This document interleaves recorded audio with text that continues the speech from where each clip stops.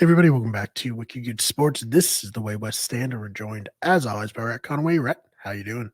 I'm doing good, Brian. How you doing? Doing quite well. So we're coming off an April Fool's Day victory.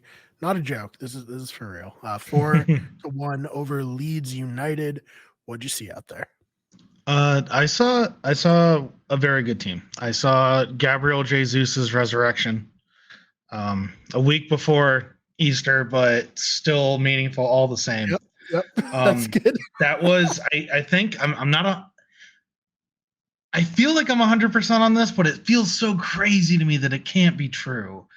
I think this might have been his first goals in the league since October 1st, Wow. which All is right. So, crazy yeah, to me. that's a long But time. and it's not that he hasn't been contributing in a lot of ways, and he was injured for like 4 months. So, Right. That's true. but he had his second goal, our third goal, that give and go with Trossard. That is that's poetry. Nobody stops that. That was absolutely amazing. And it was nice. I woke up a little bit early that day, hoping to see a better scoreline from Liverpool. Man City was not given that. City had a 4-1 victory over them, and it's nice to answer with our own 4-1 victory. Yeah, it's always good to keep it even. Well, obviously not even because Arsenal's on top, baby. Keep it ahead. Keep it Yeah, ahead. keep it ahead. Keep it I ahead. love Yeah, it. that's a better way to put it. So 8 points up, crazy. Yeah, crazy. I think what's crazier and something I haven't noticed because I've been so locked in on the title. Yep, Uh, they have a match in hand, and it's technically only 29 points, but we are 30 points ahead of Liverpool essentially right now. And I that understand that is Liverpool is crazy. having a down season, but that is just where we were before is just crazy to think that now we have 9 matches left. We're 8 points clear. City have a match in hand. The match in hand, I believe, I just did this on the swinging at chins. I believe that is West Ham. West Ham just got slapped by Newcastle. I knew, City's probably going to win that match. Probably. And we still have to play them away. So 8 points becomes 2 points very quickly if things don't work our way. But Sure. that's still a lead. That's still a lead, and that feels good. Definitely. Are you like, you just said, okay, it could become 2 points real quick, but generally, what's your feeling on Man City in second place right now? I've been watching way too much soccer to assume that City is going to ever. I'm never expecting City to drop points. They have not been the City of old this season. They have not gone on that run that a lot of times they go on. And everyone says, well, City can do it. City can do it. That's true. The main difference for me with these two teams is City still have an FA Cup final to play. They still have Champions League. And they have to chase us in the Prem. We have the Premier League. We crashed out of Europe. We crashed out of the FA Cup. And I'm not saying that I'm happy that we did Right. that, but It wasn't tactical, but I almost don't want to believe it yet. Like I'm not going to believe it till it's done. But you're starting to see comments now. The comments were, well, yeah, Arsenal's won 3 in a row, and that's great. But you know how it is. And then it's, well, if they are still on top by Christmas, and then Christmas comes, and it's like, well, they lost Jesus at the World Cup, and we didn't really play a bunch, and let's see what happens when Jesus comes back. And then Jesus comes back, and they go, well, let's see in April, and now it's April.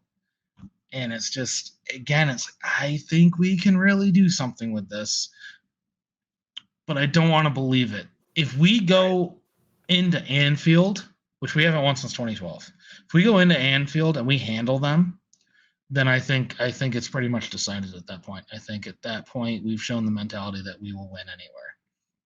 yeah, so that's something to look forward to.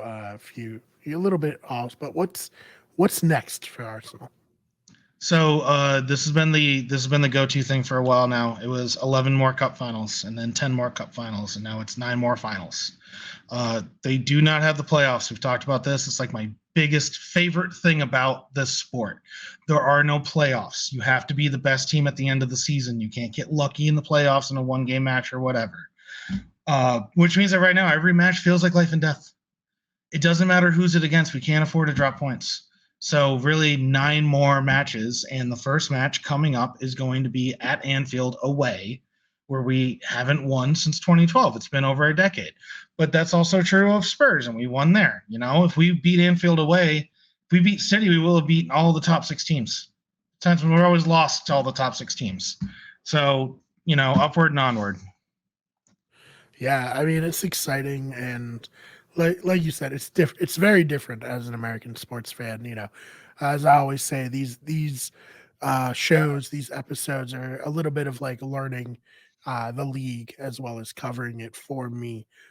So yeah, only 9 more, and maybe not even 9. Maybe they can clinch it before that, but we won't get ahead. Yeah, maybe not even 9. Yeah. So There's so it's called Championship Sunday, the last match of the season. Every team plays at 11:30 on Sunday. right. And this year Aaron and I went over it swinging at shins. Another plug for swinging at shins. Aaron and I went over it. It was one of his questions. But looking ahead at the matches, every team is pretty much going to have something to play for. And it could be title deciding. All 3 teams in the relegation spots going into Championship Sunday could potentially climb their way out. It's May 28th. It's going to be insane. It's going to be so much fun. Yeah, but maybe we can it is do that something special, like on that day, a stream or something to kind of get it all together. Yeah, Aaron was talking about it. I gotta tell you, if Arsenal is in even if it's clinched and all I got to do is watch them play at home and then lift the trophy, I don't know how much I'm actually going to be able to stream. I'm going to be losing my mind. That's fair. That's fair. So Gonna end up more on soccer fans gone wild than I would be on anything we can put on YouTube. Right. So no matter what, it's that last day when they have like the ceremony, even if they have clinched it. It's the last home match. Gotcha.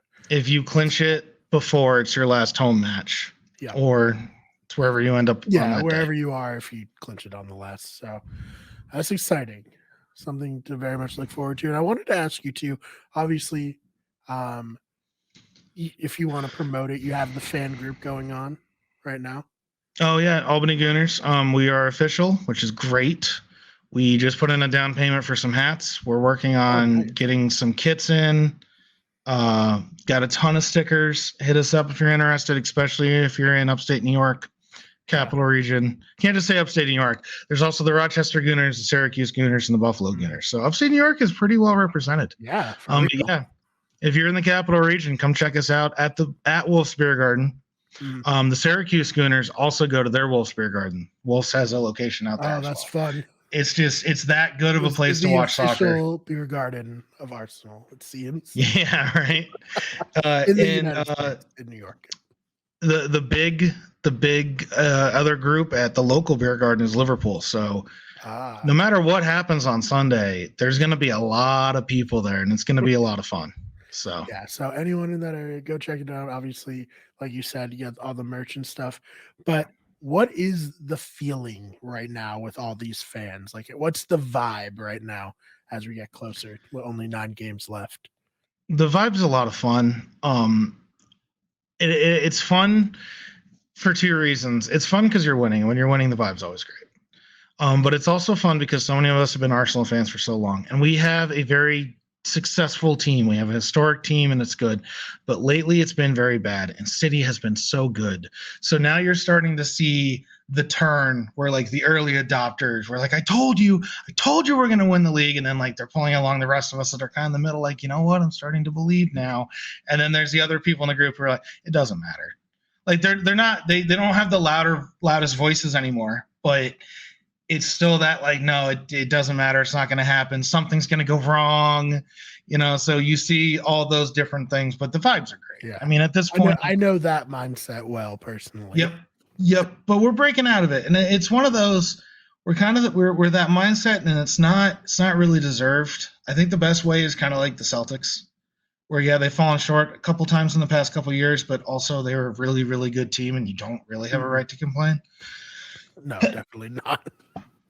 But no, the vibes are great. It's fun to watch like the differences in people and then everyone gets a little bit more in the bandwagon, a little bit more in the bandwagon. And after City played at 11:30, I'm sorry, 7:30 Eastern our time, and then Arsenal played at 10, and a lot of the City fans stayed and watched the Arsenal match.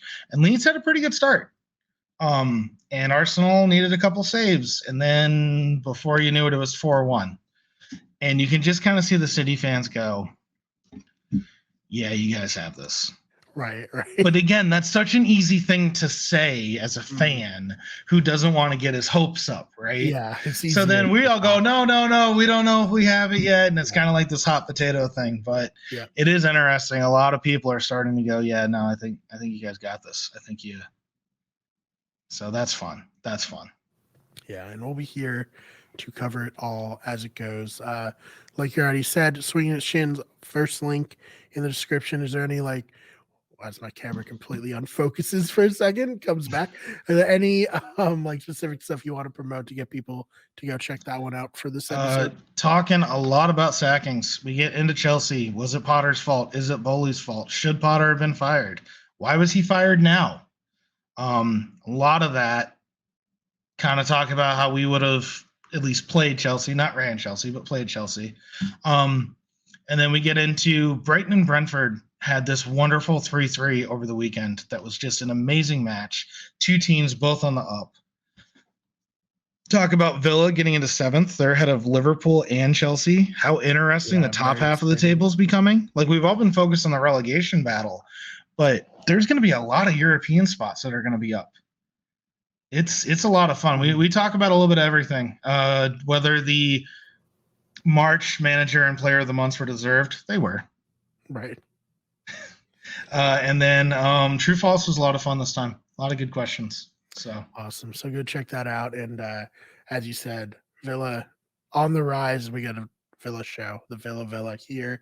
So if you're a fan of Aston Villa and somehow you missed that, but you're listening to the Arsenal show, I don't know how that would happen. But if that is, check that out. But you give him a year or two, he's going to be like the American Villa correspondent. He's on his way up. I hope so. He's doing great over there. One day he becomes employed by one of these big things and be like, yeah, he started with us. So Aaron, don't forget us, please, when you are skyrocketing. But other than that, Rhett, anything to promote? Any place you want people to follow? Floor is yours. Swinging at Shins is the Premier League podcast that Aaron and I do here because Brian was getting sick of all these episodes being 30 minutes long. Can't understand why, because we had all the stuff we wanted to talk about.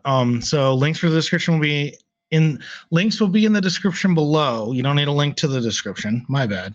But you can find us on Instagram, on TikTok, on Facebook. Brian does everything sports related that you could possibly want under Wicked Good Sports. Hockey season, we're almost in the playoffs, so check out Power Play with Chris.